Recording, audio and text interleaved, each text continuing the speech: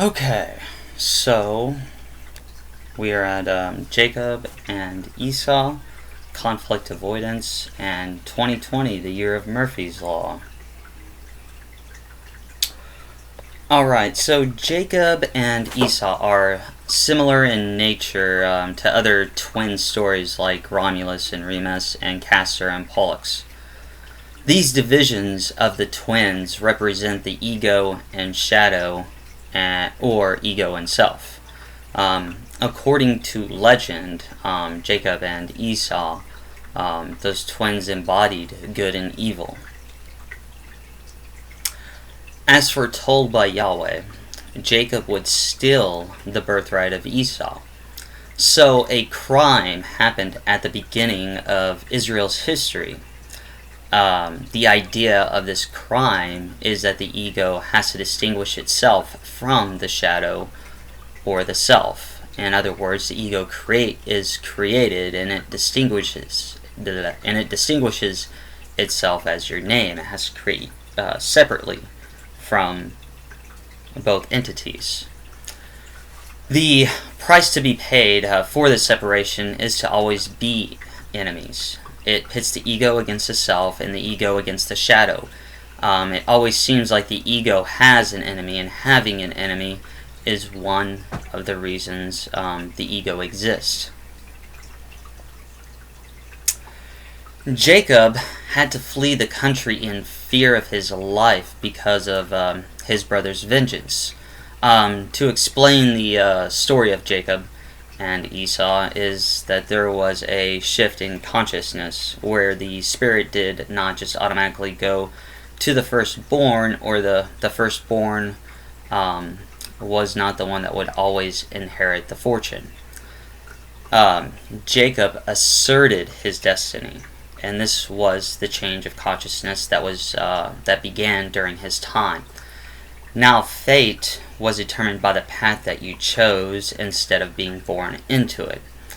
The story relates to conflict avoidance, this is something that I'm writing my dissertation over too.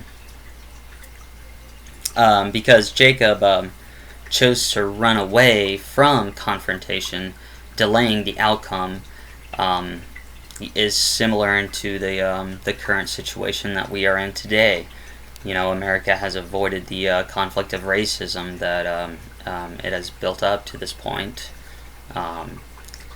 We need to stop running away from what we fear and face the reality. And if you don't face the reality, then you will use time unwisely, avoiding the situation until you do confront it. And there will be a confrontation. Avoiding situations ends up causing more problems than if you would have faced it to begin with. And speaking on 2020, this is the year of Murphy's Law. You know, I've noticed that a lot of people watch my future prediction videos. So, probably not just this year, but probably for quite some time. I don't see us beginning to start to heal until about 2022. 2023 it'll really pick up. In 2024 to 2025, our nation should be healed for some time before we go through another one of these events. You know, they're quite cyclical, because it's a shift in consciousness, and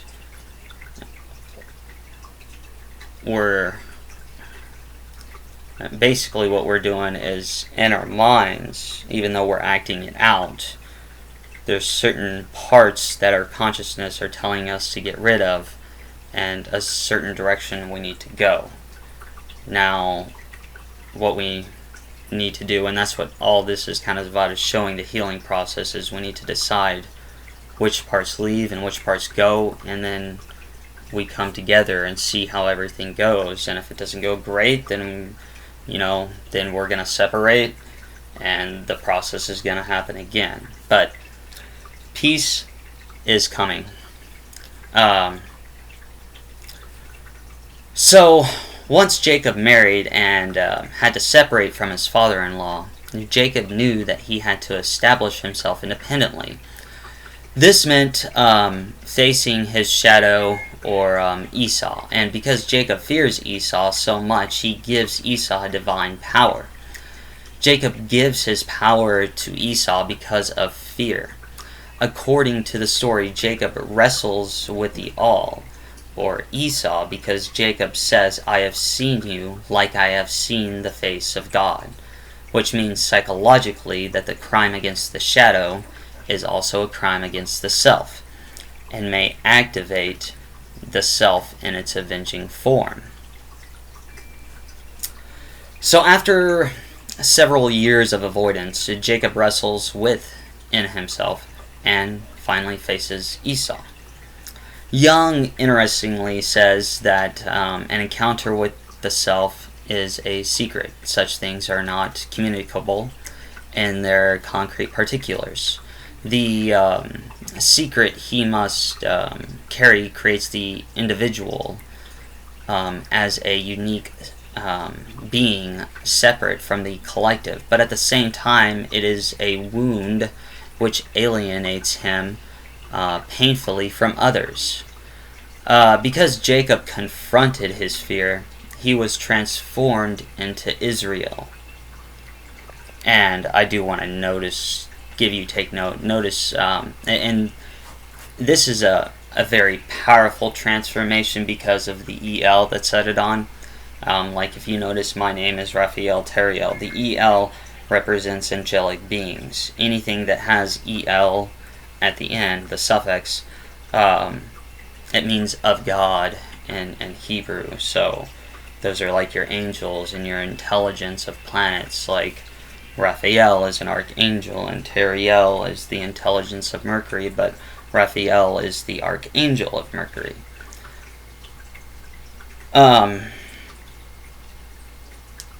Okay, so because Jacob confronted his fear, his name was transformed into Israel. He became something high, especially in God's eyes.